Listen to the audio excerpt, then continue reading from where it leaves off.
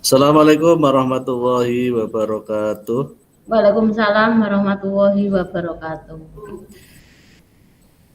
Terima kasih Bapak Ibu yang masih setia untuk kegiatan pada hari ini. Yang mengawali pertemuan pada hari ini, mari kita berdoa bersama, berdoa sejenak bersama-sama. Berdoa dipersilahkan.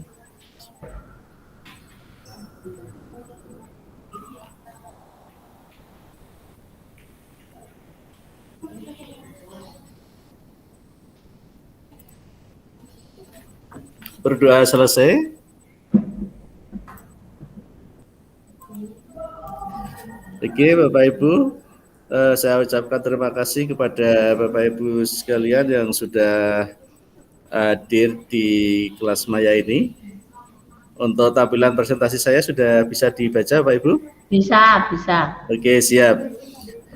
Dan untuk memastikan perangkat Bapak Ibu berfungsi dengan baik, kalau Bu Nini suaranya sudah cukup keras, Pak Idris ada suaranya? Gembur. Pak Idris? Halo Pak Idris, Pak Hanafi? Oke, masuk Pak suaranya okay. Pak. Monggo. Baik, sebelum kita masuk ke materi kita, sebentar kita ice breaking ya. Yang ice breakingnya cukup simpel saja. Kalau saya mengatakan profil pelajar Pancasila, yang pertama jawab yes. Kemudian kalau profil pelajar Pancasila yang kedua, oke, gitu ya. Profil pelajar Pancasila yang ketiga apa? Yes, mantap. Okay. Nah, yes, oke, mantap. Gitu ya. Mantap. Oke. Ya. Profil pelajar Pancasila? Yes. Profil pelajar Pancasila? Oke. Yes. Oke. Oke, profil pelajar Pancasila mantap. Terima kasih Bapak Ibu. Nah, Bapak Ibu guru yang hebat, kita akan membahas materi tentang modul ajar. Agenda pada sesi ini kita akan membahas tentang konsep modul ajar dan komponen modul ajar. Ya. Kita langsung ke materi. Yang pertama kaitan dengan konsep modul ajar. Ya. Bapak Ibu tentunya sudah sangat familiar ya, sering mendengar tentang modul ajar, di mana modul ajar ini adalah sejumlah alat atau sarana, media, metode, dan petunjuk dan pedoman yang dirancang secara sistematis dan menarik. Ya. Kemudian modul ajar juga merupakan implementasi dari alur tujuan pembelajaran yang dikembangkan dari capaian pembelajaran dengan profil pelajar Pancasila sebagai sasaran. Modul ajar disusun sesuai dengan fase atau tahap perkembangan peserta didik dengan mempertimbangkan apa yang akan dipelajari dengan tujuan pembelajaran dan berbasis perkembangan jangka panjang. Kemudian guru perlu memahami konsep mengenai modul ajar agar proses pembelajaran lebih menarik dan bermakna. Itu diantara terkait dengan konsep modul ajar. Nah, sebelum kita membahas lebih lanjut, barangkali ada dari Bapak Ibu yang ingin menyampaikan pendapatnya tentang modul ajar di sini. Oke, next ya, jadi sudah bisa memahami. Langsung kita masuk pada komponen modul ajar ya, komponen modul ajar. Itu suaranya siapa ya, Bu Dini itu? Keras Bu? Iya Pak. Mungkin bisa di-off-kan dulu. Nggak bisa karena itu tangan Pak. Itu tangan, dia juga semangat. Lanjut aja enggak apa-apa. Oke. Jadi kita masuk pada materi komponen modul ajar. Komponen modul ajar ini meliputi diantaranya ada informasi umum, ada komponen inti dan lampiran. Ya, lampiran. Kemudian di samping informasi umum juga ada kompetensi inti. Ya. Di mana kompetensi inti itu diantaranya meliputi beberapa hal. Ya. Di antaranya apa Bapak Ibu? Yang terkait dengan komponen inti? Tujuan pembelajaran. Tujuan pembelajaran. Kemudian pemahaman bermakna. Pemahaman berbicara. Kemudian pertanyaan pemantik, persiapan pembelajaran. Oke, kemudian kegiatan pembelajaran, asesmen, penugasan, pengayaan ya Bu ya, pengayaan dan remedial serta refleksi peserta didik dan guru. Nah, itu komponen intinya. Ada yang mau ditanyakan dulu sebelum kita lanjut? Next ya, oke Bu Nini on the track. Kemudian komponen modul ajar yang ketiga adalah lampiran. Lampiran terdiri dari apa Bu?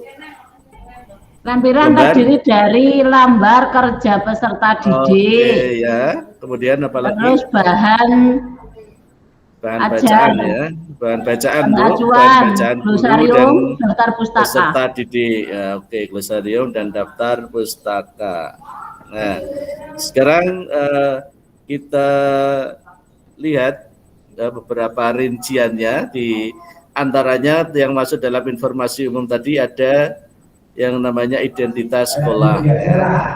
Identitas sekolah itu ya mencakup ya nama penyusun, kemudian institusi, kemudian juga tahun pembuatan ya, tahun disusunnya modul ajar. Kemudian ada jenjang sekolah, kelas dan alokasi waktu yang dibutuhkan. Itu identitas umum pada informasi umum tadi ya.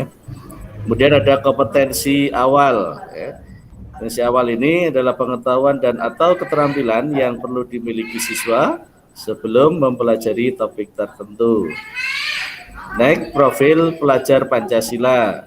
Ya, kita sudah sama-sama paham tentang profil pelajar Pancasila ya, yang dapat tercermin dalam konten dan atau metode pembelajaran. Ya. Kemudian ada sarana dan prasarana tadi untuk menunjang ya, fasilitas dan bahan yang dibutuhkan untuk menunjang kegiatan pembelajaran. Halo Bu Nini, mohon suaranya ada masuk di sini. Oke. Kemudian tajian peserta didik ya, ada peserta didik yang menjadi tajian itu ada peserta didik reguler, peserta didik dengan kesulitan belajar tertentu, ada juga peserta didik dengan pencapaian tinggi. Ya. Model pembelajaran atau kerangka pembelajaran ini memberikan gambaran sistematis pelaksanaan pembelajaran. Kemudian tujuan pembelajaran ini kita sedikit mengurai terkait dengan komponen pembelajaran tadi. Tujuan pembelajaran ini harus mencerminkan hal-hal penting dari pembelajaran dan harus bisa diuji dengan berbagai bentuk asesmen sebagai bentuk dari unjuk pemahaman. Kemudian tadi ada pemahaman bermakna. Pemahaman bermakna adalah informasi tentang manfaat yang akan peserta didik peroleh setelah mengikuti proses pembelajaran. Manfaat tersebut nantinya juga dapat peserta didik terapkan dalam kehidupan sehari-hari. Ya. Ada beberapa contoh kalimat pemahaman bermakna. Kalau di situ misalnya ada manusia berorganisasi untuk memecahkan masalah dan mencapai suatu tujuan. Ya. Itu dikatakan sebagai pemahaman yang bermakna. Ya. Kemudian yang berikutnya tadi yang disebut sebagai pertanyaan pemantik. Pertanyaan pemantik dibuat oleh guru untuk apa? Untuk menumbuhkan rasa ingin tahu dan kemampuan berpikir kritis dalam diri peserta didik. Pertanyaan pemantik ini memandu siswa untuk memperoleh pemahaman yang bermakna sesuai dengan tujuan pembelajaran. Bapak Ibu tentu akan lebih bisa membuat pertanyaan-pertanyaan pemantik yang bisa menumbuhkan rasa ingin tahu dan kemampuan berpikir kritis dari peserta didik. Ya, next. Kegiatan pembelajaran ya, Langkah-langkah kegiatan pembelajaran ditulis secara berurutan sesuai dengan durasi waktu yang direncanakan, yaitu meliputi 3 tahap, yaitu tahap pendahuluan, tahap inti, dan tahap penutup. Ya, tentunya berbasis metode pembelajaran aktif. Kemudian yang berikutnya adalah assessment. Secara umum kita mengenal ada 3 jenis assessment, ya, yaitu assessment sebelum pembelajaran atau yang dikenal dengan diagnostik, ada assessment selama pembelajaran yaitu disebut dengan formatif, dan assessment pada akhir proses pembelajaran atau assessment sumatif. Nah, bentuk asesmen yang bisa dilakukan diantaranya adalah bentuk asesmen terkait dengan sikap. Sikap ini lebih merujuk pada profil pelajar Pancasila, dapat berupa observasi, penilaian diri, penilaian teman sebaya, dan juga anekdotal. Kemudian ada performa, ya, presentasi, ada drama, bisa pameran hasil karya, jurnal, dan lain sebagainya. Sedangkan asesmen tertulis itu ada tes objektif, esai, pilihan ganda atau isian, jawaban singkat ataupun pilihan benar salah.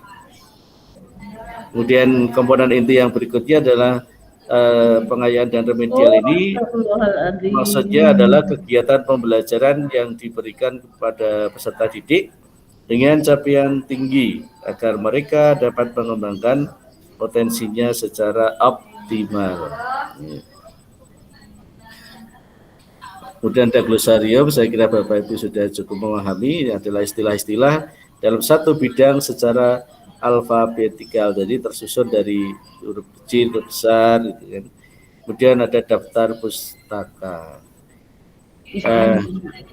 Dari sini Bapak Ibu untuk merefresh apa yang sudah saya sampaikan, mohon untuk bisa mengisikan 7 komponen inti, ya.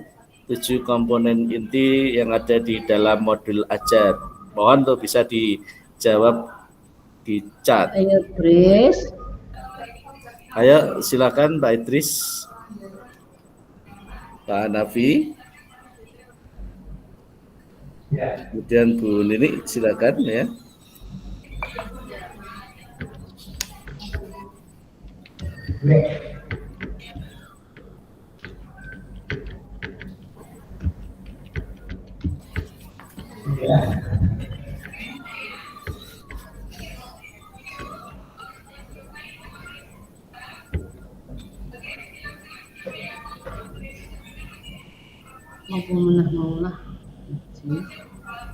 Oh, Bu, ada tujuan pembelajaran, ya. Kemudian apa? Pemahaman bermakna, ya. Pemahaman bermakna. Kemudian apa lagi itu? Pertanyaan pemantik, ya. Kemudian persiapan pembelajaran, ada kegiatan pembelajaran,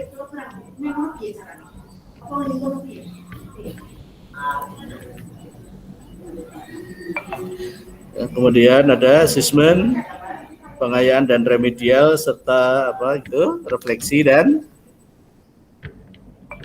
peserta didik dan guru. Oke, sudah Bapak Ibu? Ya. Oke, terima kasih sudah mengikuti kegiatan partisipasi dengan baik. Saya ucapkan terima kasih sekali lagi. Terima kasih kepada Bapak Guru hebat yang sudah berpartisipasi di pembelajaran hari ini. Untuk itu, dengan segala hormat kita akhiri pertemuan pada sesi kali ini. Salam sehat, salam hormat untuk kita semua. Wassalamualaikum warahmatullahi wabarakatuh. Waalaikumsalam warahmatullahi wabarakatuh.